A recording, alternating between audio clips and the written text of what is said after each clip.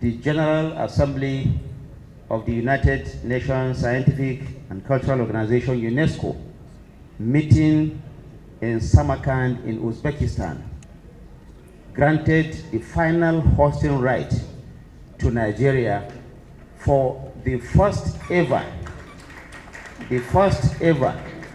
Media and Information Literacy Center to be hosted anywhere in any part of the world. This is indeed a great achievement for Nigeria and for Africa. I know when the journey towards bidding for the hosting right started about 3 years ago, even before my appointment as Honorable Minister. It has been a very tedious one. And when I came in the last 2 years, with the great support of President Bola Ahmed Tinubu, who called me after I had briefed him and said, whatever we needed to ensure that the hosting right is granted to Nigeria, he is ready. And all through this journey, President Bola Ahmed Tinubu has been extremely supportive. And so we are very grateful to Mr. President for that feat. This is not a small one. At a time that Nigeria may be facing some media attention for some other reason, today we can say that the world actually recognizes the place of Nigeria on the global stage. This is indeed a great one. Also recall that about 3 weeks ago, the Nigerian Institute of Public Relations unveiled the WPRF, that is the World Public Relations Forum, that is coming to Nigeria next year. What this means is that all leading public relations practitioners from all over the world are going to come to Nigeria next year. The International Press Institute has also agreed to hold its executive board meeting in Nigeria next year. These are all good things happening to our country, in addition to so many other things happening from other parts of the world. Gentlemen and ladies of the press, let me welcome you once again to this briefing. And I must appreciate you for turning out in large numbers, even at a very short notice. This, to me, goes a long way to indicate the seriousness and the commitment of the Nigerian media towards the Nigerian project. We are indeed very grateful for your presence. The government of President Bola Ahmed Tinubu is well appraised of the level of anxiety created by the designation of our country as a country of particular concern, or CPC, by the US government, and the threats of military action by the President of the United States, following a wrong perception and misrepresentation of the security challenges in our country. The federal government has always recognized the security challenges that have beset our country since 2009 with the advent of Boko Haram and other criminal elements. Let me state at the outset that the government and people of Nigeria, the Federal Republic of Nigeria, have taken note of the position of the government of the United States of America on Nigeria over the alleged violations of religious freedom here. Nigeria faces long-standing security challenges that have impacted Christians and Muslims alike. And we mourn every loss of life, knowing that every single loss of life is one too many for this country. President Bola Ahmed Tinubu is more than determined to confront and end these security challenges.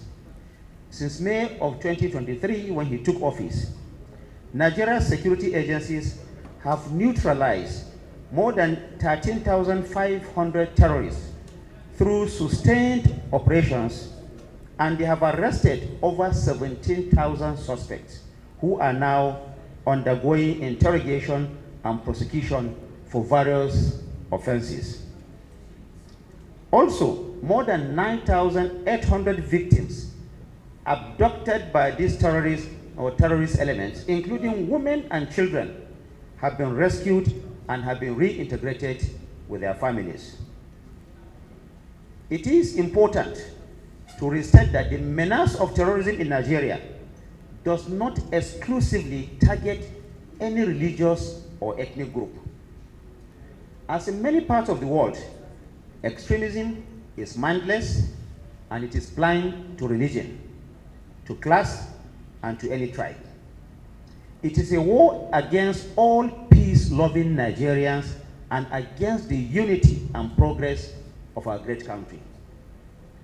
Therefore, any narrative suggesting that the Nigerian state is failing to take action against religious attacks is based on misinformation or faulty data. Several leading personnel of the very dedicated armed forces of Nigeria and the country's intelligence agencies are Christians working and succeeding alongside their Muslim colleagues in the fight against extremists and criminals waging war against our country and against our values. Also, Nigeria's security challenge cannot be fully understood without acknowledging the volatile security situation in the Sahel region and complicating factors such as the collapse of Libya over a decade ago, flooding the region with terrorist elements. This has also led to the illegal importation of illegal weapons and firearms into Nigeria. The socio-economic dimension of the conflict in the north-central, especially in Plateau and Benue State, was exacerbated by the age-long farmers-herders violent clashes, which is made worse by issues of climate change and desertification. In this regard, President Tinubu is working studiously to address the economic context in addition to creating the Ministries of Regional Development and Livestock Development, which have changed the design and framework of the way people have access to economic benefits in these areas. The hope of the administration is that this will stimulate rural economic independence and also interdependence among people. This, of course, is intended to provide that soft, non-kinetic approach to ensure that issues of terrorism, extremism related to these conflicts are addressed once and for all. The recent change in service chiefs by the president, which, by the way, happened even before this designation by the United States of America, and the subsequent realignment within the armed forces of Nigeria and other security agencies, reflect President Bola Tinubu's determination to reinvigorate Nigeria's security architecture. This strategic overhaul is designed to infuse fresh energy, innovation, and accountability into our national defense and intelligence systems. The mission is to deliver better results, strengthen coordination among the services, and stamp out terrorism and violent crime in every part of Nigeria. The President's directive is unequivocal to the armed forces.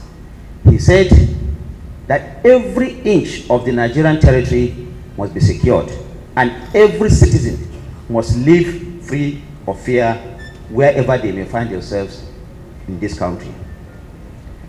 This regional dimension underscores why Nigeria continues to champion greater cooperation within the ECOWAS sub-region, the African Union, and with other international partners, including the United States of America, to stabilize the Sahel region and cut off transnational lifelines for terrorism to thrive. Our military and other security agencies are winning the war on terrorism, and the results in the past years, and most especially in the last 2 years of the Tinubu leadership, are real and they are also remarkable. Of course, we know that challenges continue to exist, and the president is not shying away or running away from them. Rather, they are being confronted headlong to ensure that we all live a country that is free from this criminal activity.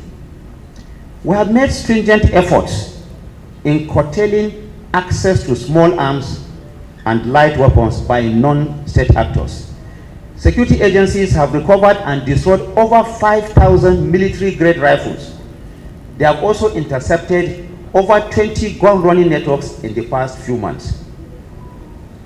This administration has now made multi-million-dollar investments in modernized equipment for our security agencies and has increased the defense and security budget to ensure that they carry their duty more efficiently. The president has always given the military his absolute support, and I assure you that there is the political will to remove the last vestiges of the menace of terrorism in our country. In the last 2 years, significant progress, to give you an example, has been made in the war against terrorism across the Northwest, Northeast, Southeast, North Central, and other parts of this country. Within this period, the number of terrorism-related attacks has plummeted. In March, a report, and I want you to listen to this, in March this year, a report by the Global Terrorism Index indicated that terrorist attacks were at their lowest in over a decade in Nigeria. The Nigerian government did not say this. It is also the international community represented by the Global Terrorism Index that has given out this information. In the last 8 months, the Nigerian military have neutralized over 592 terrorists in Borno State alone. Many of them, have been sent to their own world beyond. Over 11,200 hostages have been freed. 11,200 hostages, and this is still going on. More importantly, over 124 insurgents and their families have surrendered. They have handed over more than 11,000 weapons to the security agencies. In the Northwest, especially in Zamfara and Kaduna, 11,250 hostages have been freed. And some of the terror leaders that have made life very unbearable for people there have been neutralized. They include Ali Kachalla, Boderi, Halilu Sububu, and many others. All these have been sent to where they belong. Only this August, the military intercepted and killed in one operation over 400 armed bandits who had conveyed to attack a village in Zamfara. In the southeastern part of the country, terror attacks have been reduced by almost 80% in the last 2 years through the joint effort of our security agencies. In the North Central, many of these criminal elements have been neutralized. Many arrests have been made. The government is ratcheting up its effort to ensure that more robust security in the North Central is provided as new threats continue to emerge. Let us also note that less than 2 months ago, 2 internationally acclaimed terrorism suspects, Mahmoud Muhammad Usman and one Abubakar Abba, who are wanted not just by Nigeria, they are wanted by the international community, including the United States, are currently undergoing prosecution after their arrest by a great coordination by our security agencies and the armed forces. The two are believed to be the leaders of Jama'atu Ansar Muslimina fi Bidali Sudan, commonly known as Ansaru. It is Nigeria's Al-Qaeda affiliate. They were captured, like I said, in a high-risk, intelligence-led counter-terrorism operation only a few months ago, and this has been welcomed by the international community. The arrest of these people have marked a turning point in our ongoing operations against terrorism. Usman, the self-styled emir of Ansaru, allegedly coordinated various terrorist sleeper cells across Nigeria.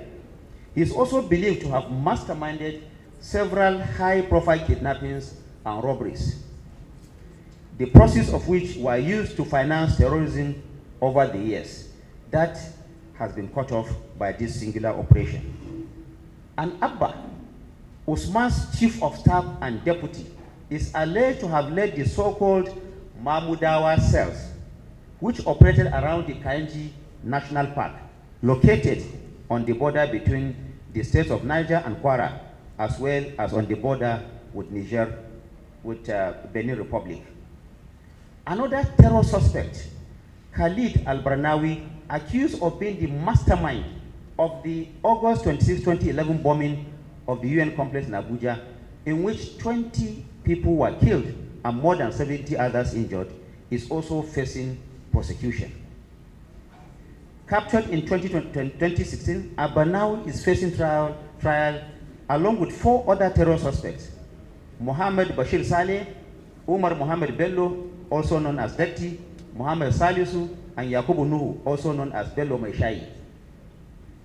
On August 11, 5 terror suspects were arraigned before a federal high court in Abuja over their alleged involvement in the June 5, 2022 attack on the St. Francis Catholic Church, Owo, in Ondo State, southwest Nigeria. Also undergoing trial as the suspect arrested in connection with the Yelwata massacre. You remember the Benue incident in Yelwata in Benue State, in Guma local government area, on June 13 this year, 2025, where dozens of people were killed and about 107 were injured. This drew worldwide condemnation. On June 24, after a sweeping operation, 26 suspects in connection with this massacre were arrested. In August of this year, terrorism-related charges were filed before the Federal High Court in Abuja against these suspects. There are hundreds of other suspects under the military's protective custody whose cases are being handled by the Office of the Attorney General of the Federation in accordance with our laws. So far, 125 of the terrorists have already been convicted. The various arrests and trials of terrorism suspects showed that Nigeria's security agencies have been diligent in dealing with the perpetrators of terror in the country. Of course, we recognize that more needs to be done to secure Nigeria, and that is why the president is working assiduously and issuing directives to the new service chiefs to ensure that they indeed wipe out the remnants of these criminal elements. We shall continue to make the suspects accountable for disrupting the peace of our country in consonance with the rule of law. The federal government will not relent until the remnants of these criminal elements and perpetrators are permanently removed from our country. The government of Nigeria remains open and willing to work closely with any member of the international community, including the United States of America and other nations and partners, to achieve our shared goal. That is the complete elimination of terrorism and criminal violence extremists on the Nigerian soil. Mr. President has vowed and he's continued to work to ensure that wherever they are, all those that are making Nigeria unsafe in this country are permanently removed from this country. And we are having a great march in that direction. The cooperation between Nigeria and the United States of America has already resulted in the delivery of a dozen Super Tucano aircraft, which have been of tremendous impact in the anti-insurgency fight, with another dozen AH-1Z Viper attack helicopters in the process of being acquired by the Nigerian Air Force.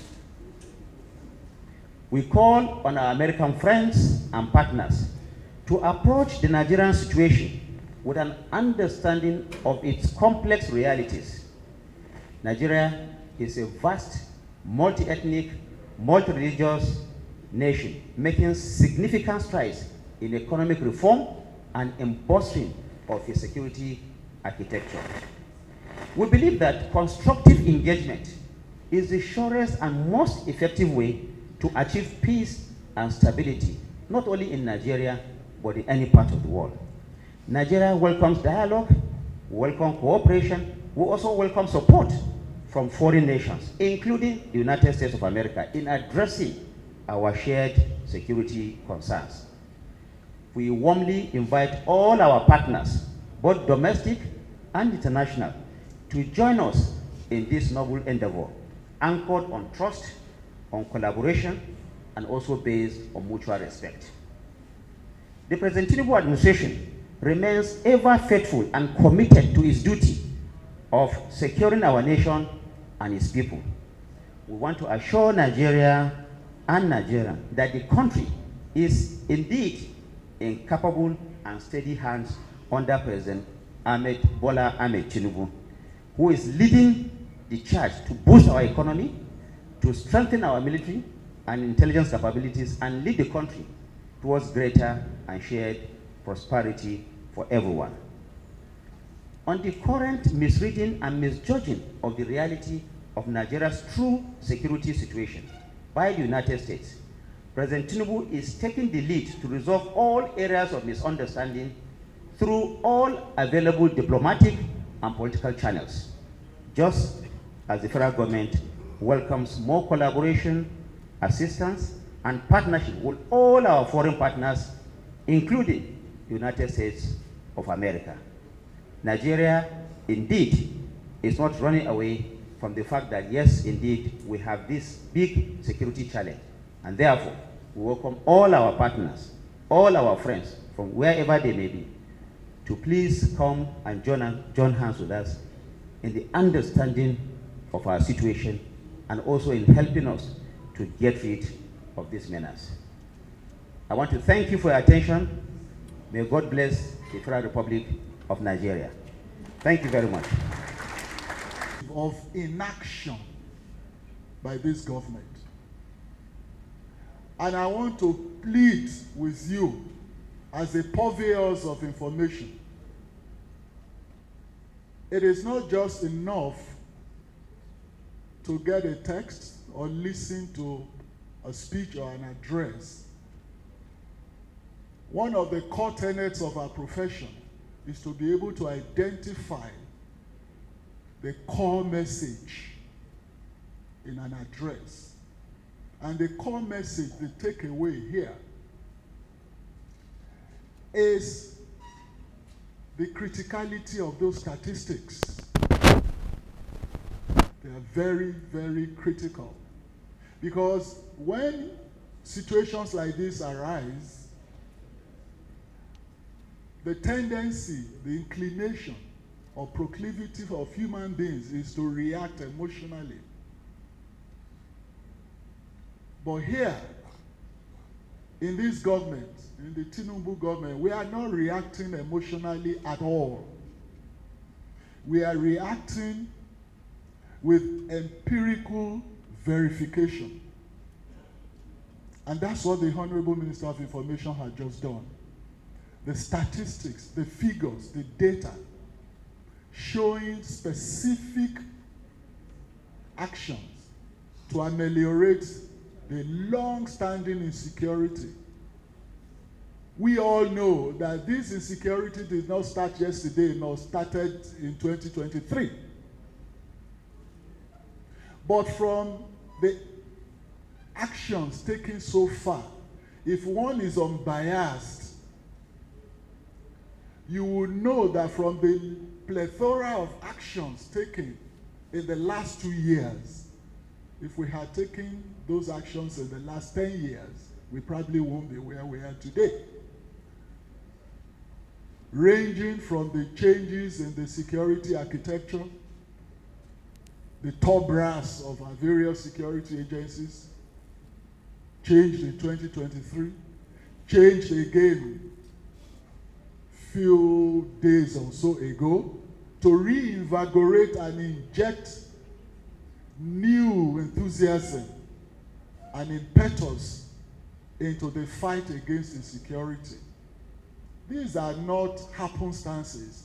These are policies and actions emanating from deep, very exhaustive planning and strategizing.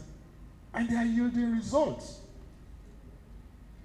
And only, just as the minister said, a global organization recently published the fact that globally, in the last decade in Nigeria, the last 2 years had recorded the lowest incidences of insecurity.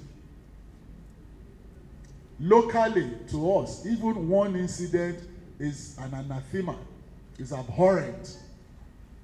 But when you look at the various figures in the last 10 or more years, and you do a comparative analysis with the last 2 years, you will see the tremendous efforts that this government had put in place and the actions so far taken to stem the tide of this insecurity. Insecurity which we know, except one is deceiving himself, nearly everybody in this country knows that there is no deliberate targeting of any religion for persecution. There are factors. Sometimes when these terrorists go to attack, they don't go to attack because of the religion of those inhabitants of those communities. They go to attack for different reasons, largely economic. Some may be political, but it's largely economic. But then, ironically, some of those communities are inhabited by a particular religion. So now to use the faith of the inhabitants as the motive for the attack is totally off the mark. It does not reflect the reality on ground, and we all know it. So, my plea to you as media men, gatekeepers,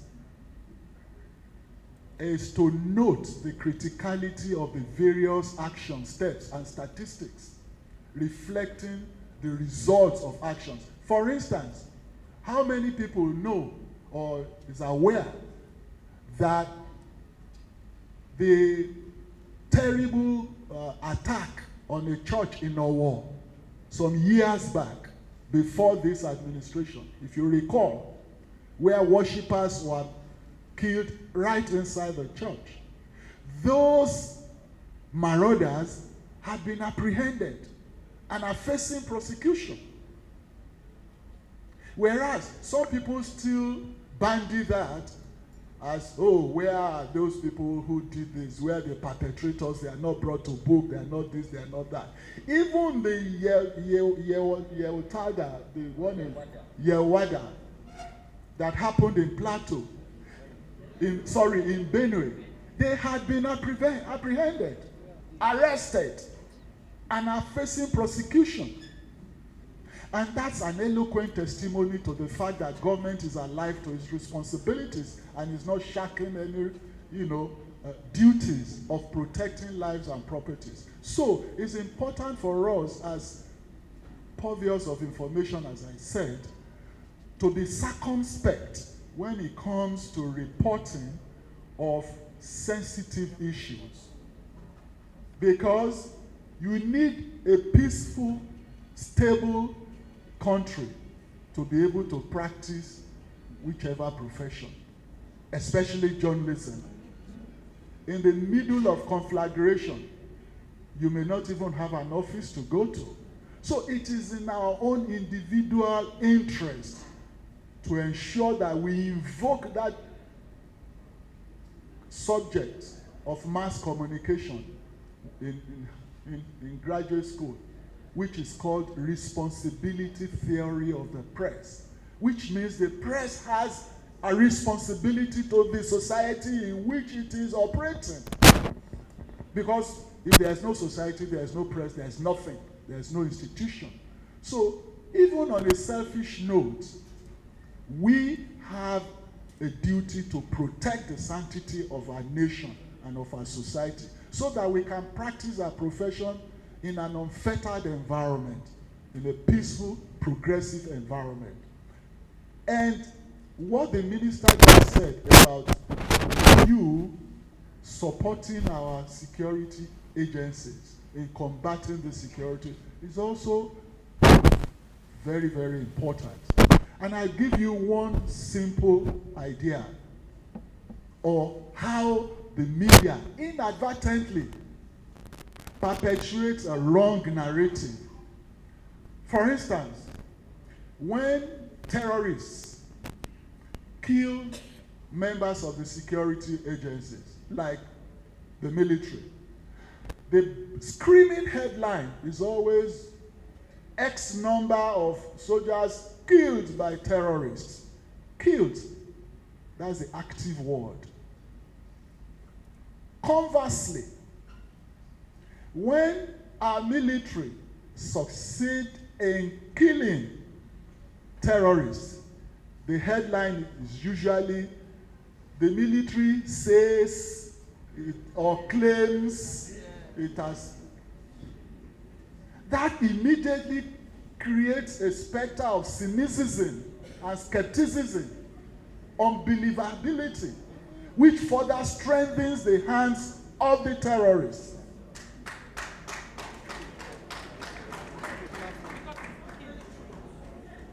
It is wrong when our military that we should be supporting kills these people, we say they claim.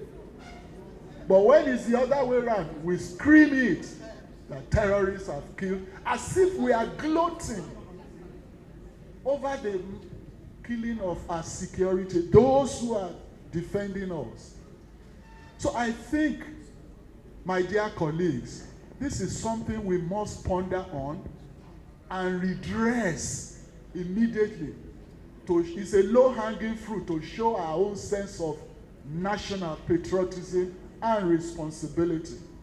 And again, somebody asked the question, which the minister also answered, about foreign intervention of stakeholders, religious groups sponsoring this and that. Let us be factual with ourselves. That is not an isolated thing. For decades, before those of us in this hall were born,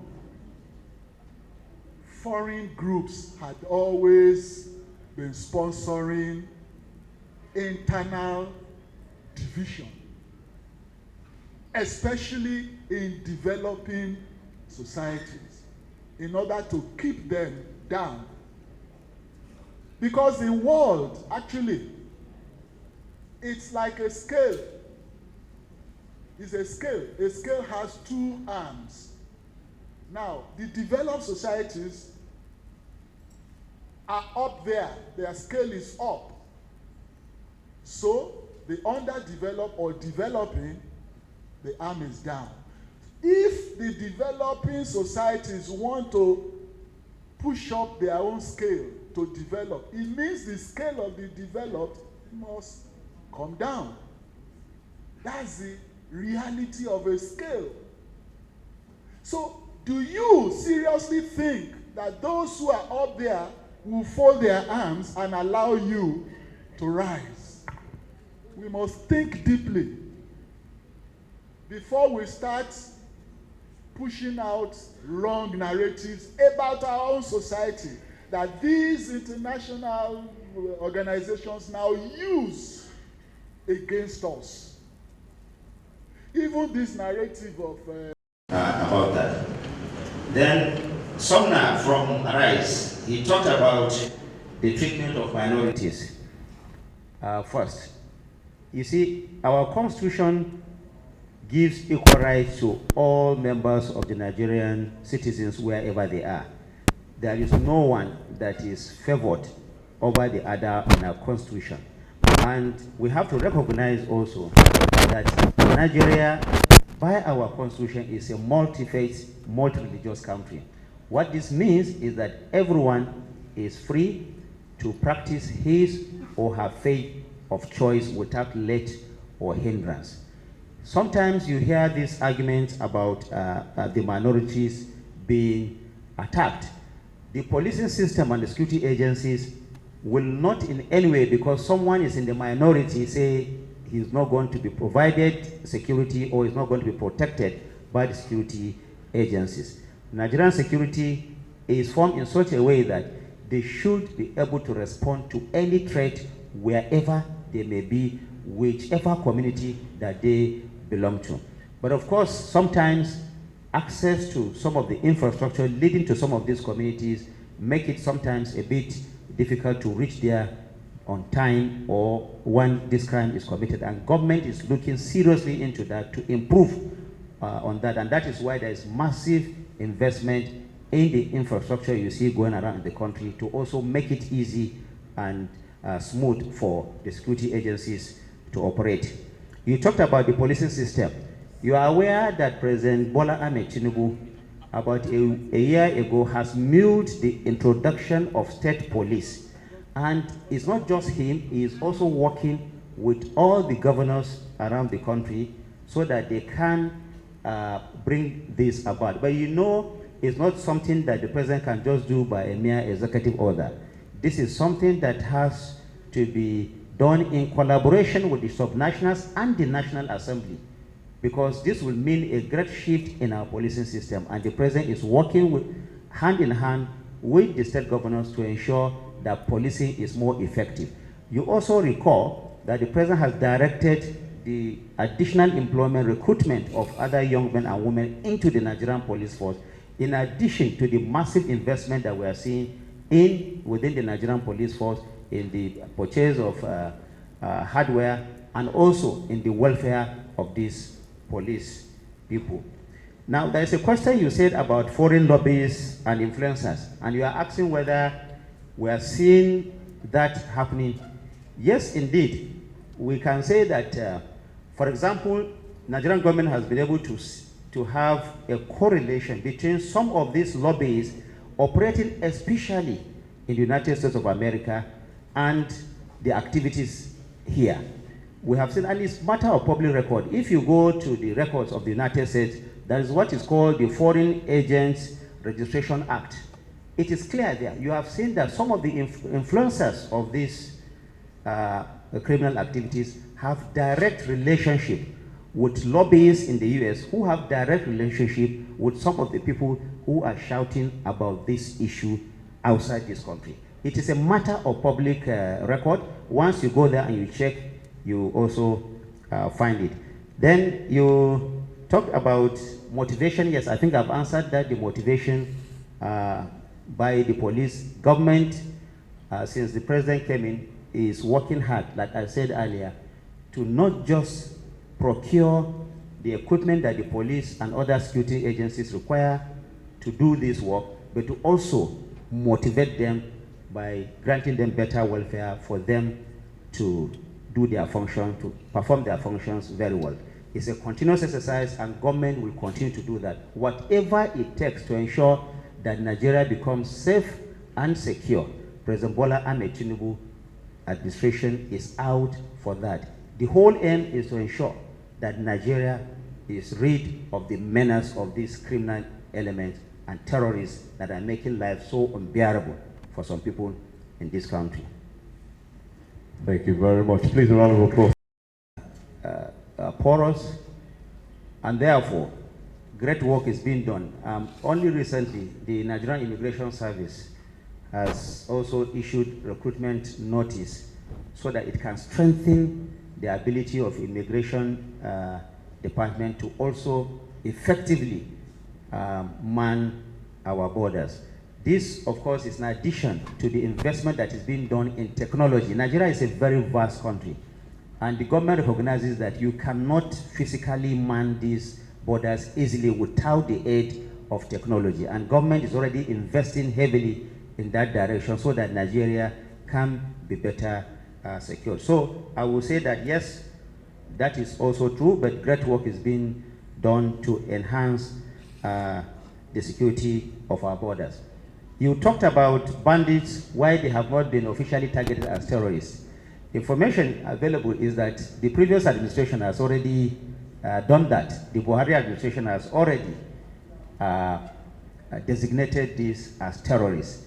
You cannot be coming out and be killing people and then you are being treated as a normal person. These are terrorists, and the Nigerian government characterized them as such, and will continue to work to ensure that we deny them the space and the oxygen that they require to operate within our borders.